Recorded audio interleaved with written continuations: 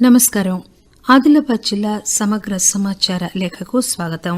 జిల్లాలో ఇటీవల జరిగిన సంఘటనలు, సమావేశాలు, అభివృద్ది కార్యక్రమాలపై మా ప్రతినిధి గోల సాయన్న అందిస్తున్న సమగ్ర నివేదిక విందాం. రాష్ట ప్రభుత్వం ప్రతిష్టాత్మకంగా నిర్వహిస్తున్న కులగణన సర్వే జిల్లాల్లో విజయవంతంగా కొనసాగుతోంది. ఈ సందర్భంగా జిల్లా పాలనాధికారి రాజర్షి షా అధికారులకు అనేక సూచనలు చేశారు. సామాజిక, ఆర్థిక, విద్య, ఉపాధి, రాజకీయ, కుల సర్వేలో ఎక్కడా పొరపాట్లకు, తప్పులకు తావివ్వకుండా సరైన సమాచారాన్ని ఫారంలో నమోదు చేయాలని స్పష్టం చేశారు. జనాభాలో ఎవరెంత శాతం ఉన్నారో తెలుసుకునేందుకే సమగ్ర కుటుంబ సర్వే నిర్వహిస్తున్నట్లు బీసీ కమిషన్ చైర్మన్ నిరంజన్ తెలియజేశారు.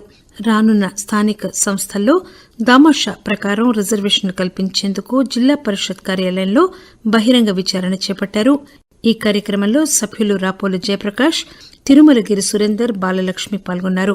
ఉమ్మడి ఆదిలాబాద్ జిల్లాలోని పలు ప్రాంతాల నుంచి తరలివచ్చిన బీసీ సంఘ నాయకులు, ఇతర ప్రతినిధుల నుంచి వారి అభిప్రాయాలు తెలుసుకున్నారు. పత్తి, ధాన్యం కొనుగోళ్లు వేగవంతం చేయాలని జిల్లా కలెక్టర్ రాజర్షి షా అధికారులకు ఆదేశాలు జారీ చేశారు. పత్తిలో 8%, ధాన్యం కొనుగోలుకు 17% తేమ ఉండాలని, ఎక్కువ తేమ ఉన్నట్లయితే ఆరబెట్టుకుని కొనుగోలు కేంద్రాలకు తీసుకుని రావాలని రైతులకు సూచించారు.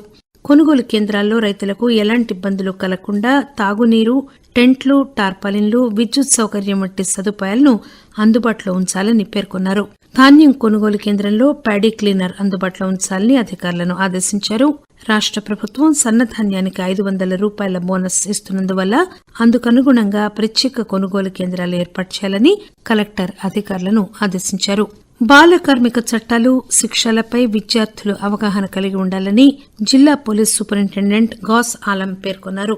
బాల కార్మికత నిర్మూలన, రక్షణ అంశాలపై జిల్లా న్యాయ సేవాధికార సంస్థ, జిల్లా యంత్రాంగం సంయుక్తంగా నిర్వహించిన అవగాహన సదస్సులో ఆయన మాట్లాడారు.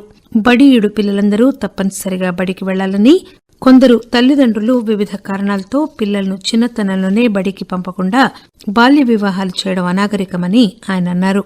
చిన్నపిల్లలను పనిలో పెట్టుకుంటే కఠిన చర్యలు తీసుకుంటామని కూడా పేర్కొన్నారు.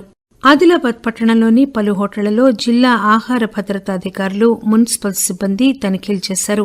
జిల్లా కలెక్టర్ హనుమంతరావు ఆదేశాలతో మున్సిపల్ కమిషనర్ రాజు, ఫుడ్ సేఫ్టీ అధికారి శ్రీధర్ ఆధ్వర్యంలో తనిఖీలు చేపట్టారు.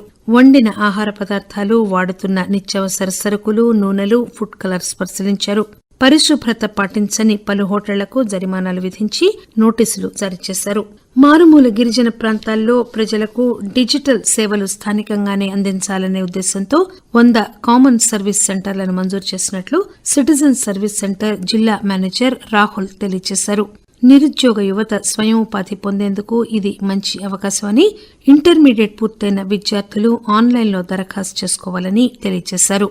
2025-26 సంవత్సరానికి గాను జిల్లా వ్యాప్తంగా గ్రామాల్లో ఉపాధి హామీ పనులు చేయడం గురించి గ్రామ సభలు నిర్వహిస్తున్నట్లు గ్రామీణాభివృద్ది ప్రాజెక్టు డైరెక్టర్ సాయన్న తెలియజేశారు.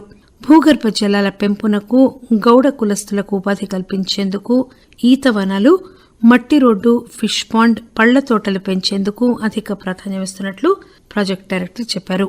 జిల్లాలో దీపావళి పండుగను చిన్న పెద్ద తేడా లేకుండా ఆనందోత్సాహాలతో, భక్తి శ్రద్దలతో జరుపుకున్నారు. బాణసంచా పేల్చి కుటుంబ సభ్యులతో ఎంతో ఆనందంగా గడిపారు. గిరిజన గ్రామాల్లో దండారి వేషధారణ వేసి సంప్రదాయ నృత్యాలు చేస్తూ దీపావళి పండుగను ఘనంగా జరుపుకున్నారు. ఆదిలాబాద్ జిల్లా సమగ్ర సమాచార లేఖ విన్నారు. మరో జిల్లాలో వార్తలతో మరోసారి కలుసుకుందాం.